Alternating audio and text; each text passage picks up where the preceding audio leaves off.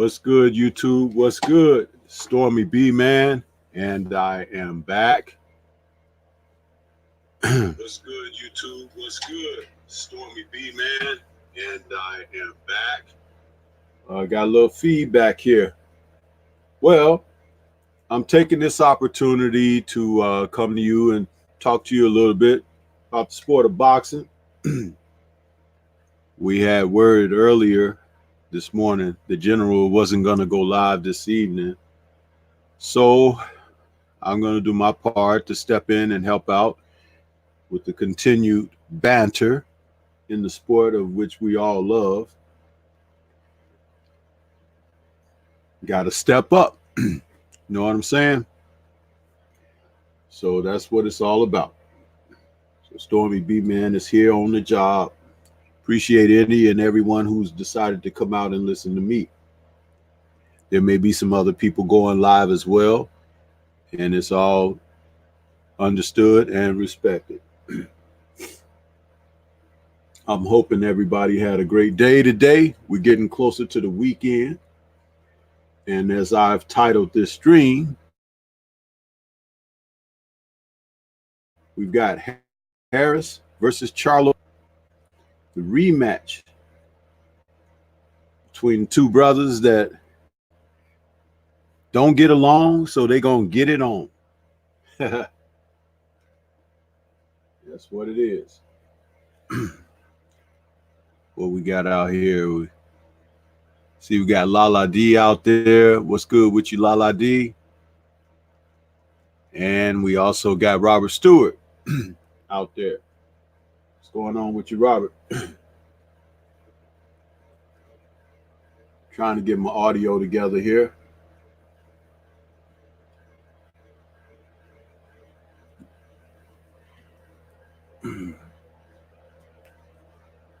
So I may be joined by a couple brothers. I sent some links out for this StreamYard. We're going to see what it's going to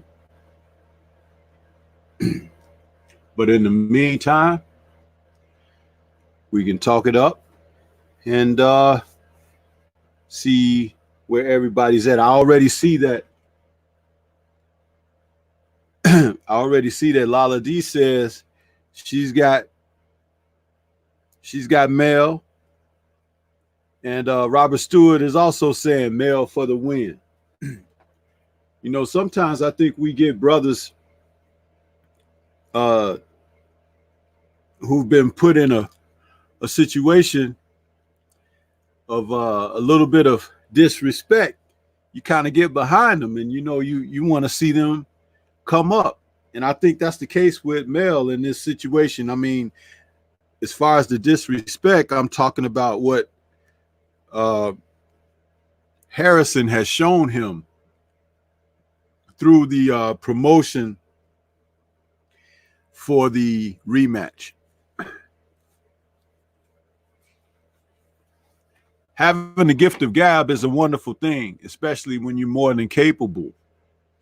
But when your wares in the ring don't match up to the mouth that you bring, then people kind of feel like you should get yours. You understand? And I kind of feel that is happening in this promotion. Harrison has done a wonderful job of talking. And I think all it's done is actually made Mel focus more in on the fight. It's not like he beat Mel down. It's not like he knocked him down and knocked him out. He won a very close decision from a champion that he didn't knock out, that he didn't actually like literally take the title from. Even as they spoke in their face-off that they had that was released a few days ago, Mel remarked how surprised he looked when the decision was announced, speaking about Harrison. Harrison was trying to say, oh, he knew he was going to do it because he had his back turned and he was pumping his fist ready for the verdict. But I think half the arena was surprised with the verdict of that fight.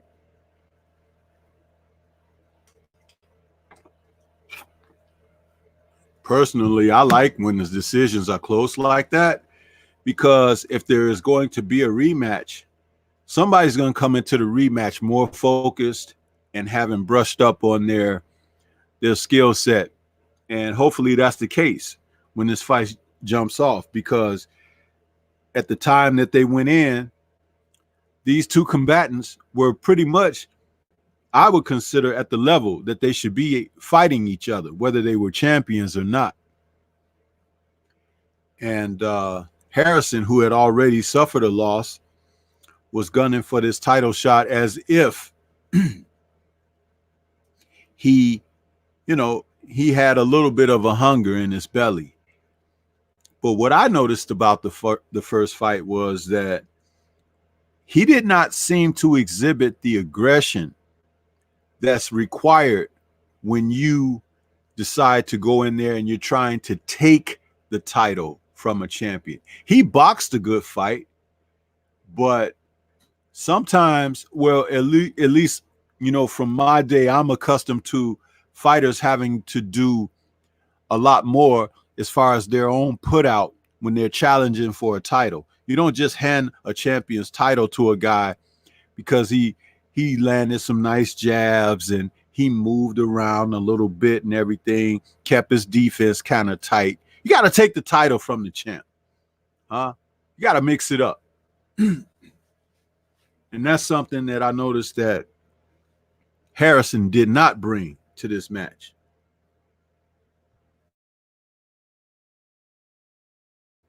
Excuse me while I blow my nose, people. I'm going to mute my mic.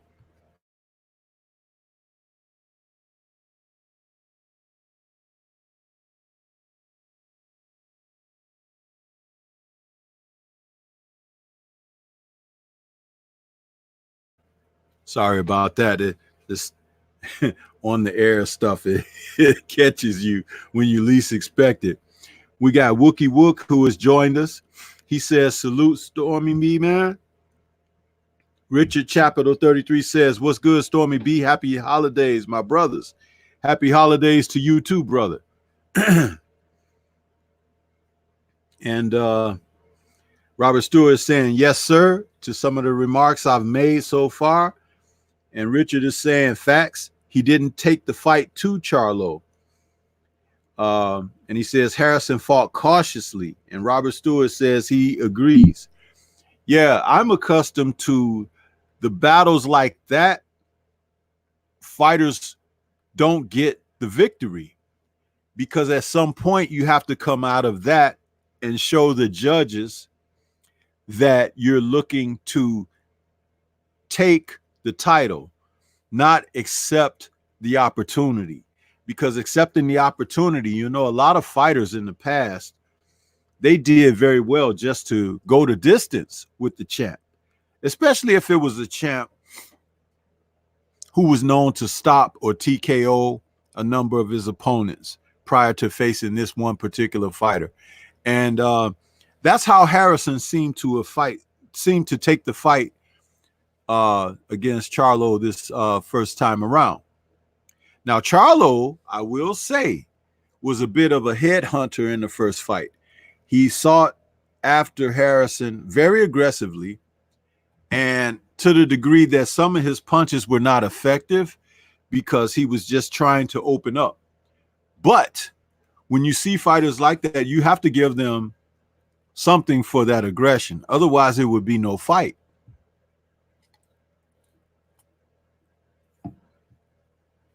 Harrison fought like a guy that was just a part of the show. And I know what he was trying to do. He was trying to be cautious and not open himself up to many counters because Maul had been on a knockout streak.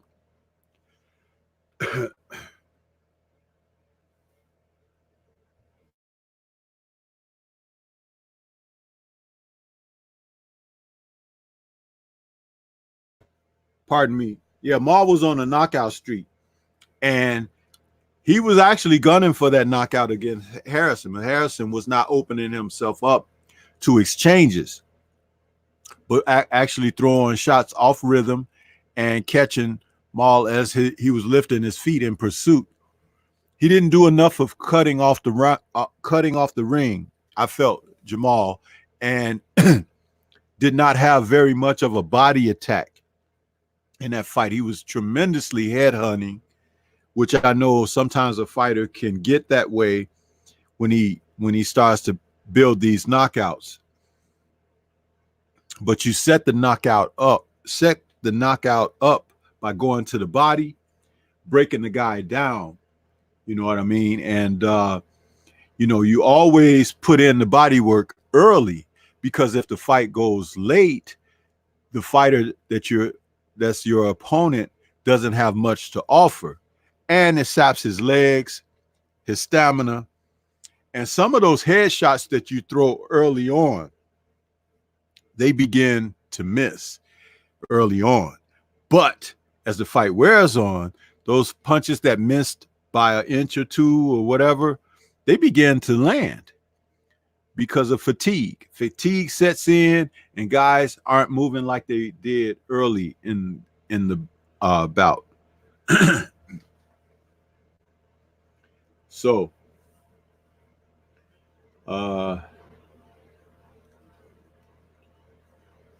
Richard Chaplin says Charlo was on Harrison's ass the whole fight. It's true, it's true. He says almost to a fault. He said Charlo wasn't listening to his corner either. No, I know he was so aggressive, and possibly, I don't know. I wasn't looking at the fighters' mouths or anything, but I think Harrison was talking to him during the fight, trying to get him off that square, But again, Charlo, he suffered his loss. It affected him. He has to come back. But see, this is the point where I talk about fighters like that going through some adversity to send you back to the gym, send you back to the drawing board, to understand what you need to do to correct your problems. And then when you come back, in other words, they can't get you with that one a second time. Like if Harrison is banking on Charlo being too emotional, and he's living rent-free in his head and things like that he's talked about, Harrison is going to find it a very difficult night if Charlo shows up 100% focused, dialed in, and looking to go about his work in a business-like manner, but with behind discipline and looking to make him pay. You see, because remember, with all the talking that Harrison has done, people are going to look to see him fight to the level of which he sold the fight with his, verbal onslaughts. Sometimes guys just have the gift of gab, and you can't shut them up. But the one place where you'll shut them up is in the ring. And that's where Charlo, I think, has the advantage going in here, because he fought the first fight kind of kamikaze-like, but he can rein it in. I remember Terry Norris, who, by the way, from Texas, the Charlo brothers sort of remind me a little bit of Terry, the way they fight combined. The way that Terry fought when he boxed excellently, he looked like $1 million, It was when he chose to slug and not smartly that he ran into his problems. But fast of hands, fleet of foot, great combinations, jab, very stinging jab, very decent right hand, and left hooks and uppercuts. Terry Norris was one of the most formidable guys. And I wouldn't be surprised if the Charlo twins actually watched a lot of Terry Norris fights, because there's something similar there. But I do believe they could surpass Terry by taking notes from where Terry suffered problems in the matches that he had. Terry often would come into matches and kind of lose his discipline and go off, and then that's when he would have trouble. Hopefully these brothers, both Charlo brothers, can avoid that. And now that Mel has suffered a loss, hopefully he can get back on that wagon of victory by staying disciplined, listening to his trainers in corner, and staying behind whatever their tactics and whatever their game plans are for matches, not just this one, but from here going forward with their career. I believe that that's what they need to do. So let's see what we got. The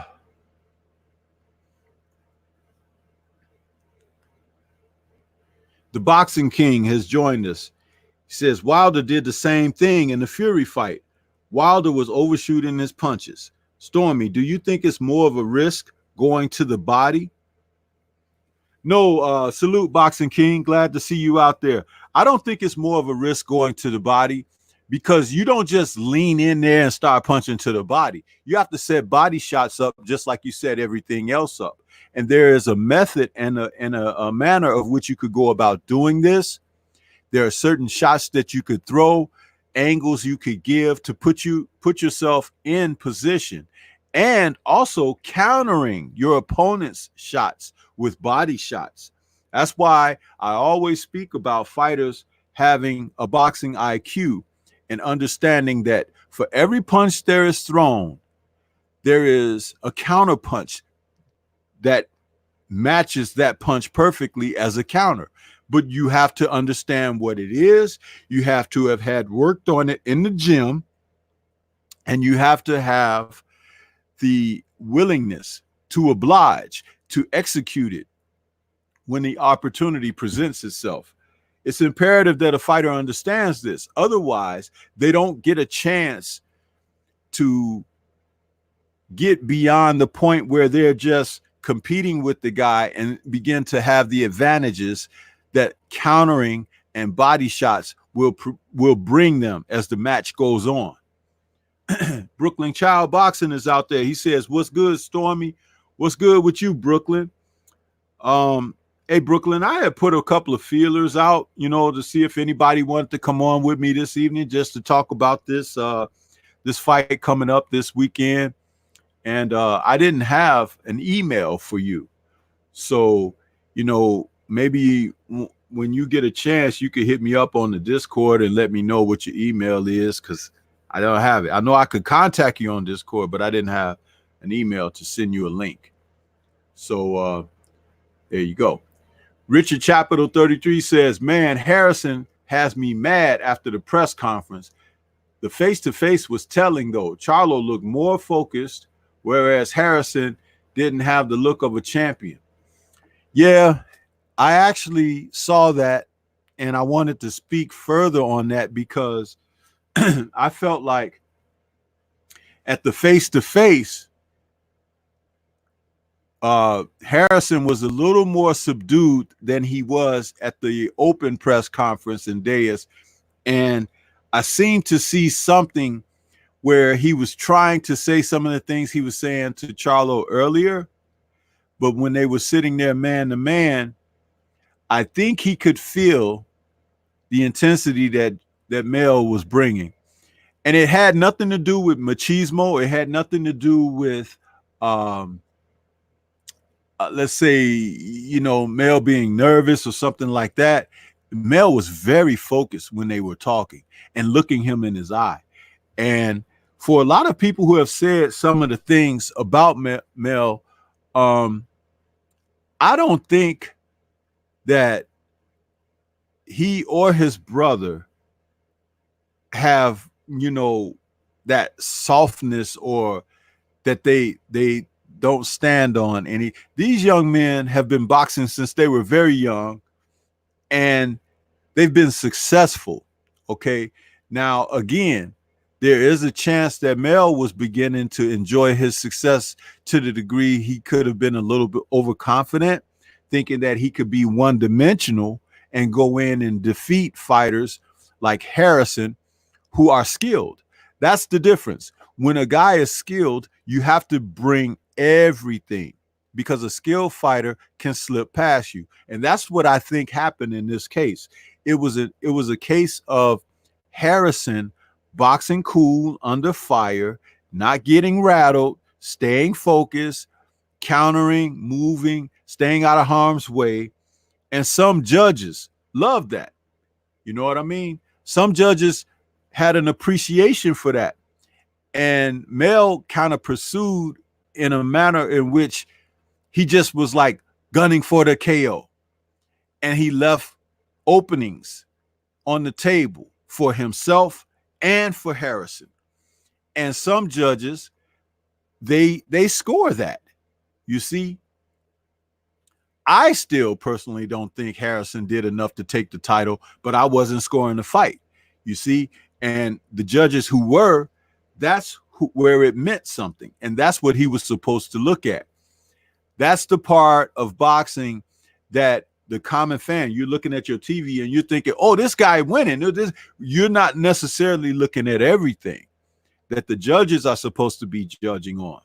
Now, I'm not talking about these judges who hand out these shaky decisions and questionable calls for fights where guys are favored and babied and everything and up 2-3 rounds before the fight begins and all. I'm not talking about that, but I'm talking about in a contested match where one guy may not be as effective because he's a little more one-dimensional in his performance.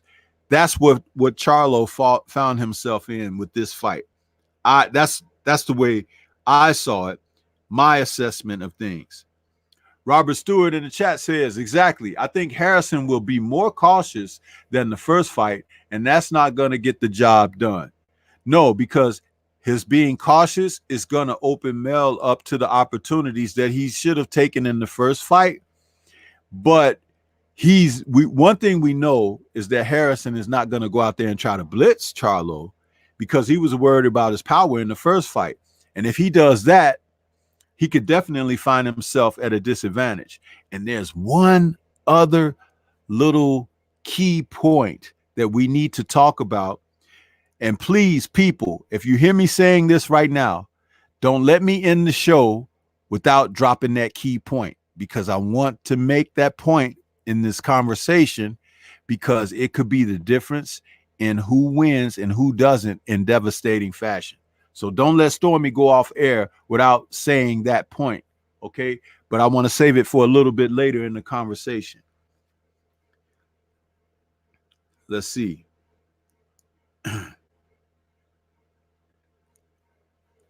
Okay, I said I addressed Brooklyn is in here. And let me see. I gotta.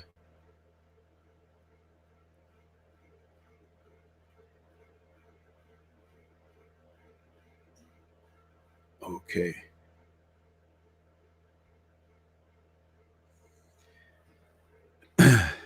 Scrapbook Boxing is out there. He says, great conversation, Stormy B, man. Keep up the great work. Hey, Scrap, thanks, man. I appreciate you. Thanks for stopping by.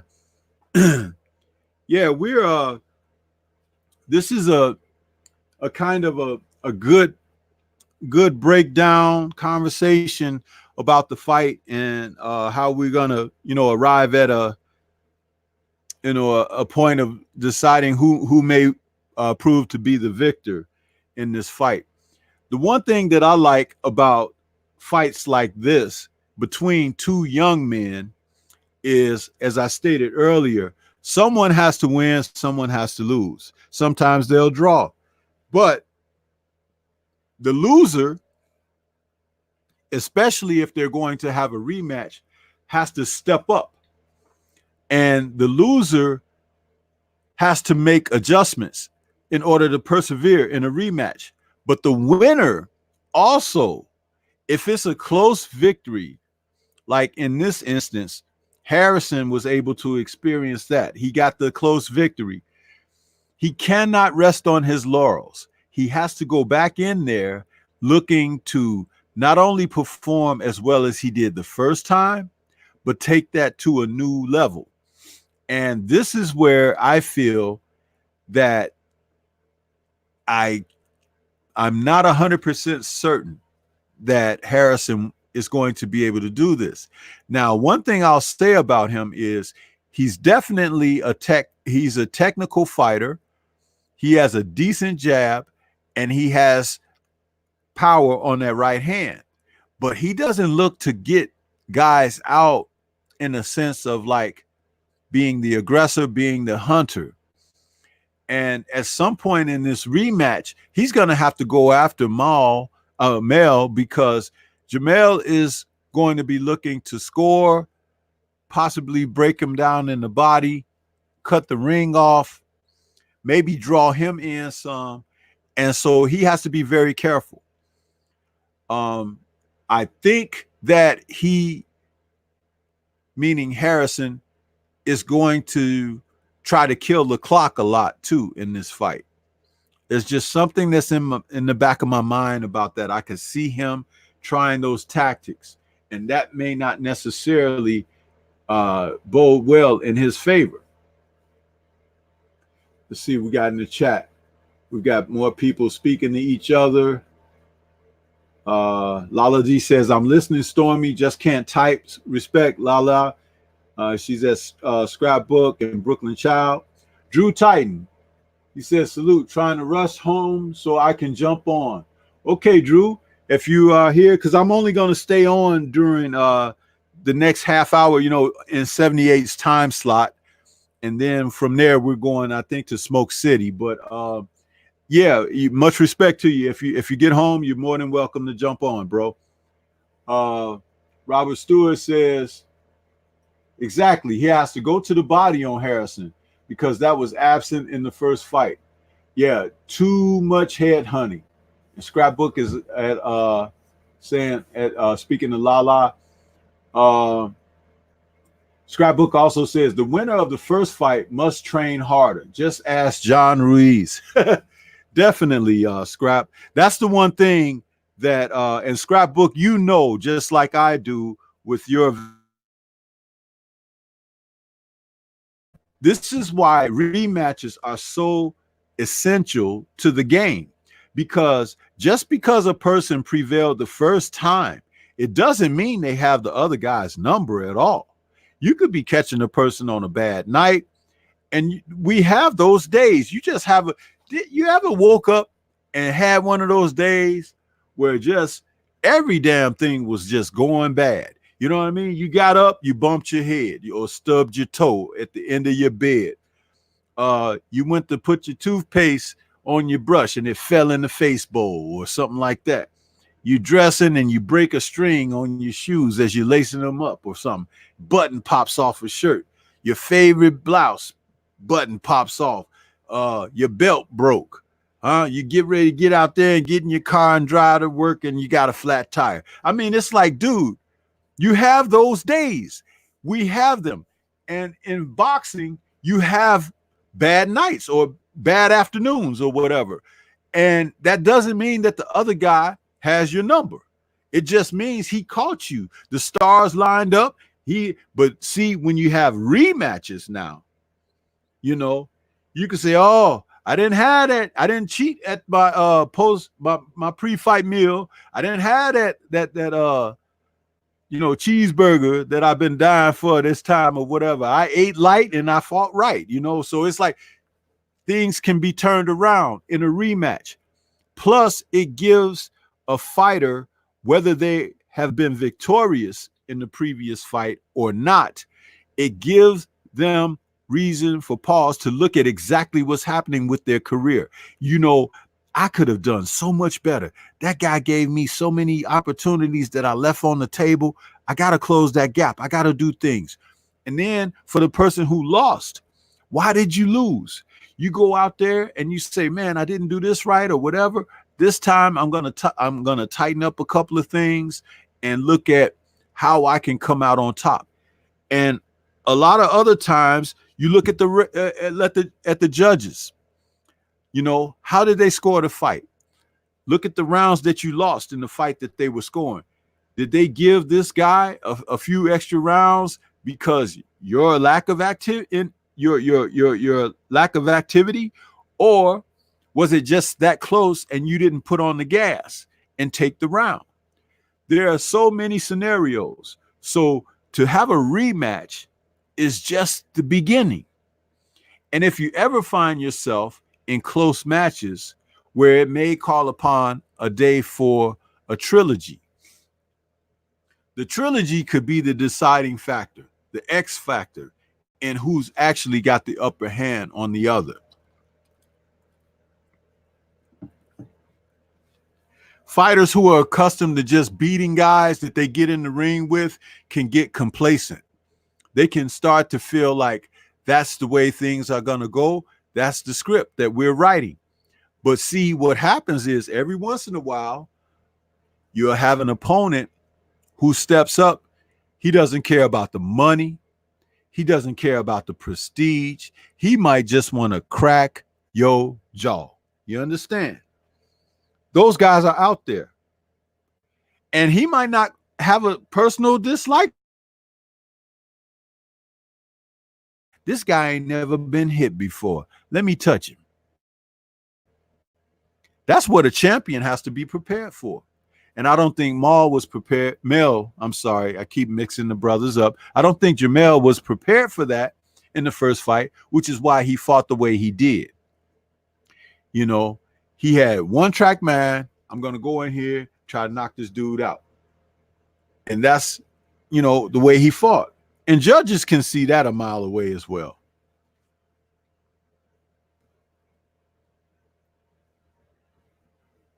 Sister Denise Wards is in. She says, good evening, everyone. Good evening to you, sister. Still trying to get to that 400. Denise, can you help me out? Scrapbook Boxing says, Queen Lala, much love, sis. African Sci-Fi Scholar is in the building. He says, salute, fam. Salute to you, sir. And AMG is out there laughing. Scrapbook Boxing says, Harrison is taking Charlo for granted. He's too confident that he's nervous. How you know this is because he's trying to reflect that on his opponent by getting in his head. Yeah, I agree with you 100%, Scrap. It's one of the things that I was thinking as I was watching the face-off, because he's trying to let his verbiage, you know, the things that he's spewing out, directed at Charlo, to do the most of the bulk of the work. But you still got to fight. You know, at the end of the day, it's like the old saying, and Scrap knows this. He says, sticks and stones. You understand? Sticks and stones may break my bones, but words may never hurt me. And if all you're throwing are words at me, you are in for some hurt, G. You understand? That's what it's all about. And I think that, again, that hurt that Harrison is in for is the body work that Charlo did not add. That was the one aspect of the fight that he didn't have that to offer. And it could have made a tremendous difference, especially for a man who's challenging for his title, but retreating the majority of the fight. What do you think about that? Sir Ken is out there. He says, salute, Stormy, to the wrenches and the chat. Smash the like button. Sir Ken, where you been, man? I ain't seen you in a long time. Sir Ken is back in the house. Iceberg Nerd is out there. He says, salutations. Man, you killing me with them salutations, Iceberg Nerd. You working on your doctorate or something? And Denise Ward says, excellent point, Scrapbook Boxing. AMG says, if Charlo lose again, I'm going to be so disappointed. I don't think you're going to have to be disappointed, AMG. Scrapbook Boxing says, correct. Richard Chaplin 33 says, do you think Harrison faked the injury? Absolutely not.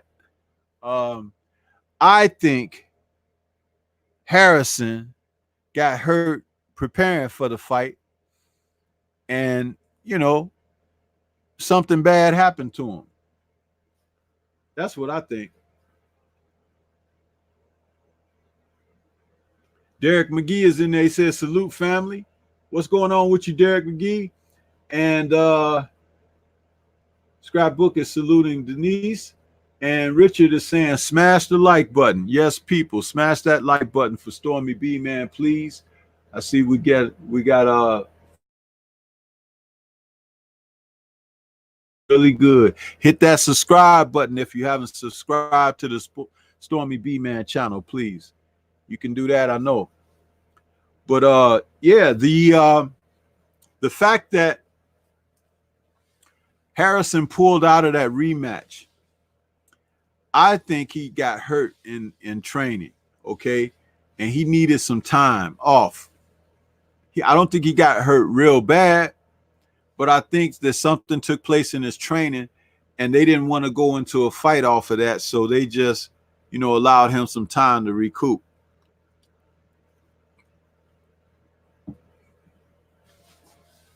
So that's what I think that happened to him. Now, let's get back to Harrison. When the fight takes place, what does he have to do to retain the title? Now, remember, he won the title boxing defensively, almost like a, Lara or someone. He kind of fought like that. It wasn't pretty or anything, but it was effective because Mel wasn't doing the things that he needed to do to counter what he was doing. So in the rematch, the champion is going to have to defend the title because he has a person coming after him that was a former champion and knows how he lost the title. So this is going to be more of a chess match than you believe. However, it could be an easily won match for Charlo as long as Harrison decides that he doesn't have to do anything better than he did the first time. And that's where we're going to see if he really wants to be champion or not. Remember, he let this fight go by. He's been a champion for about a year now. But who do you see on the horizon if he wins this fight? Who do you see him beating? You see him beating J-Rock? Do you see him beating Hurd if Hurd decides to stick around? Do you see him beating some of these other junior middles that are, man, they're chomping at the bit? You got Lubin out there. You know what I mean? It's like, I don't see him beating guys like that. This is why I don't see him winning this rematch, because I don't think he's built to last. He could talk a great game, huh?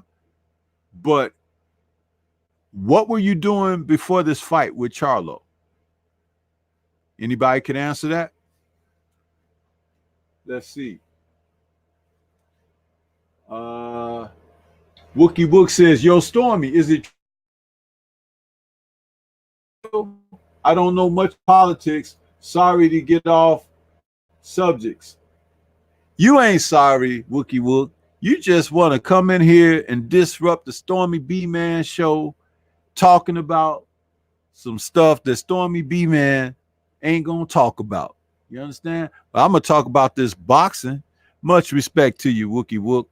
Now, about Harrison, will he be impeached this coming Saturday? I think he will. I think he'll be out of there. I think Mr. Charlo will be the new commander of that belt. That's the way I see that happening.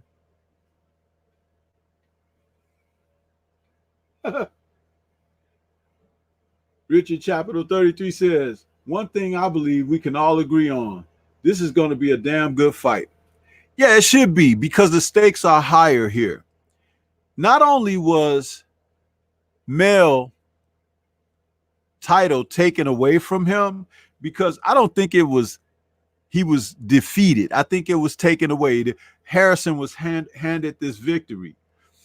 I think that he was embarrassed. He was embarrassed because he did show his emotion after losing and everything, and people called it a sign of weakness. It's not necessarily a sign of weakness, because he was man enough to wear it on his sleeve. You understand? He took his loss to heart, but you know what? He's coming back. He wants it. He wants his title back. You understand? You don't hear him asking people like, do you want me to win? Why? You don't hear him saying, here, hold my belts. That, you know, the right hand can take you across the street, but the jab will take you around the world and all this philosophical bullshit. He's saying, I'm coming back for my title. And he's like, you just be there, Harrison. What he's about. And I like that.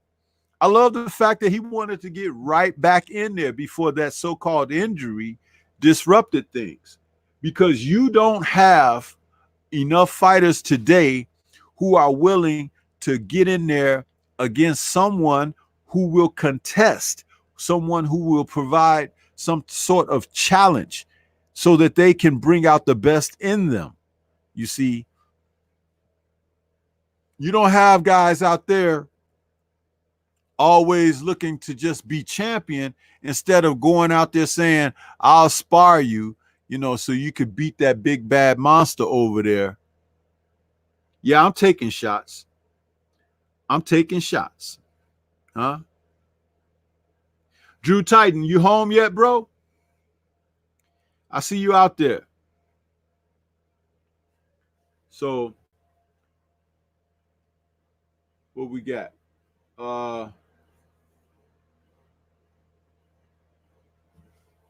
One second here as I get to talking. I'm glad my mods are doing their job.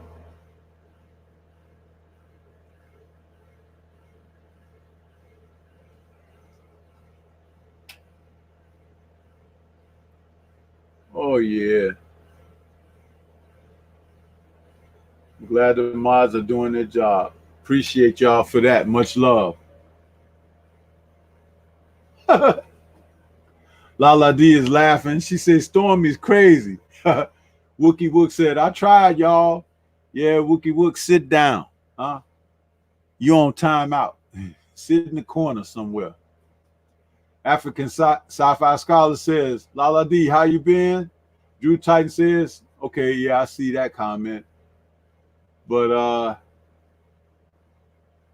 Wookie Wook says, she assumed that some of these brothers be listening every day might know. I'm assuming because the brothers sound so knowledgeable.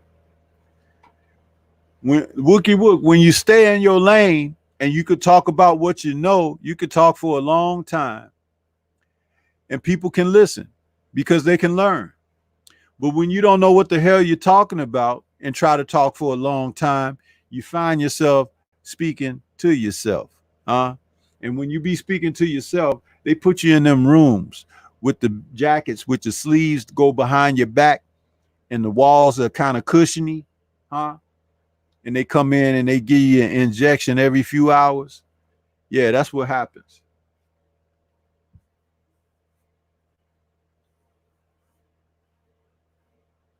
Richard Chaplin says there's a whole bunch of fighters that cry in the locker room. Charlo just so happened to do it publicly and people laughed at him. The African Sci-Fi Scholar says Drew Titan gonna go back and support your live stream, bro. Lala D says, I think Andre cried at the Olympics. And that year, the lock judges were cheating American fighters too bad. Yeah, Lala D, I know. You probably went over there and wanted to wipe his tears away, didn't you? And his Victorian ruffled shirts and everything. You had your handkerchief ready for him, didn't you? I know you did. So, let's see.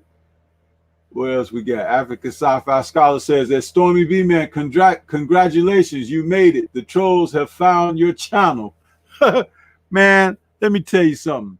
They can find their asses away from this channel because I don't give a damn about a troll. I'm gonna tell you, I don't keep them around for footrests and nothing like that. I keep my shoe ready for their ass. And if y'all don't get them, I'm gonna get them. The only reason I ain't getting them is because I'm too busy talking to y'all. You understand?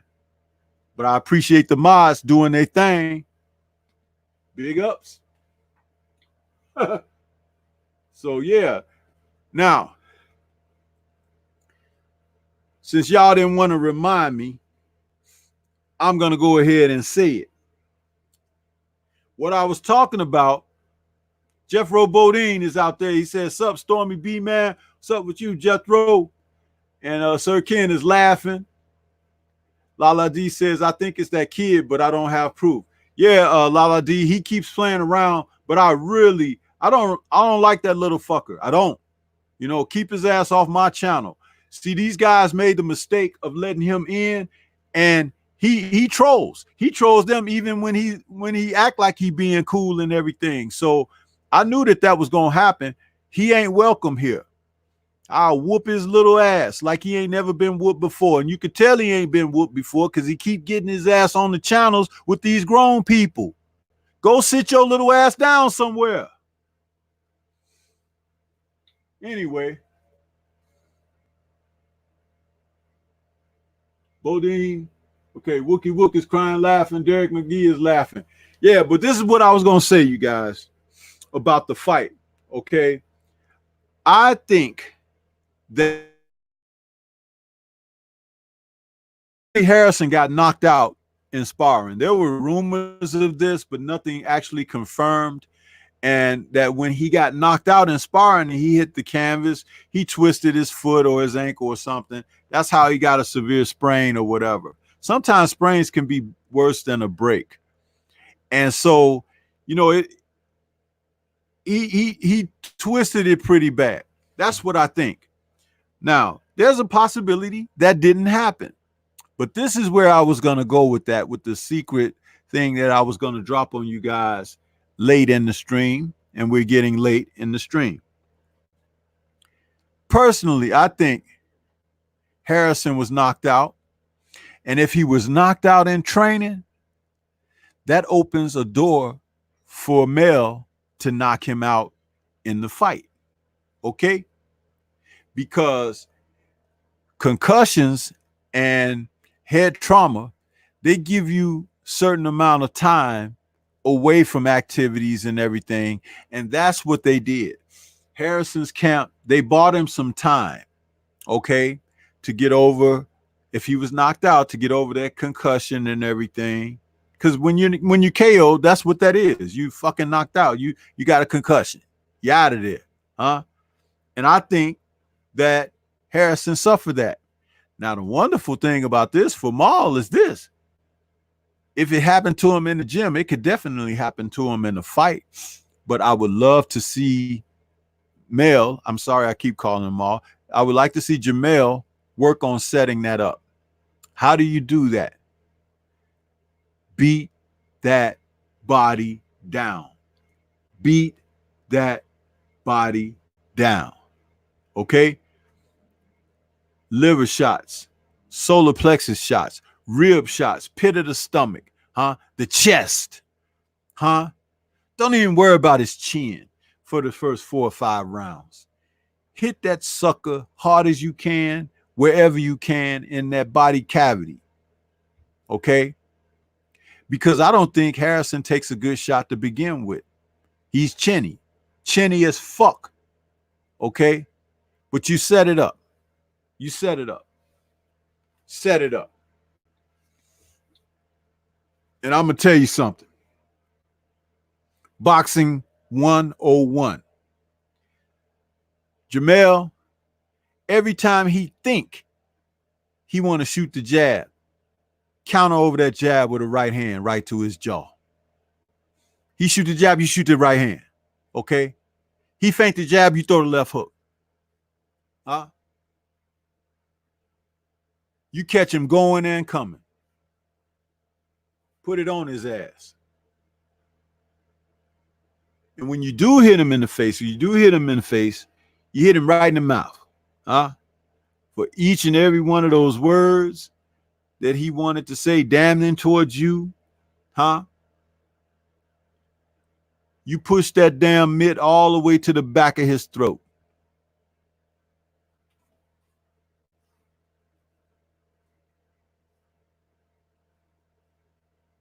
Wookie Wook is repeating me. He says, I'll whoop his little ass. That's right. Put my foot so far in his little ass, you think he's wearing fucking Stacey Adams out of his tongue.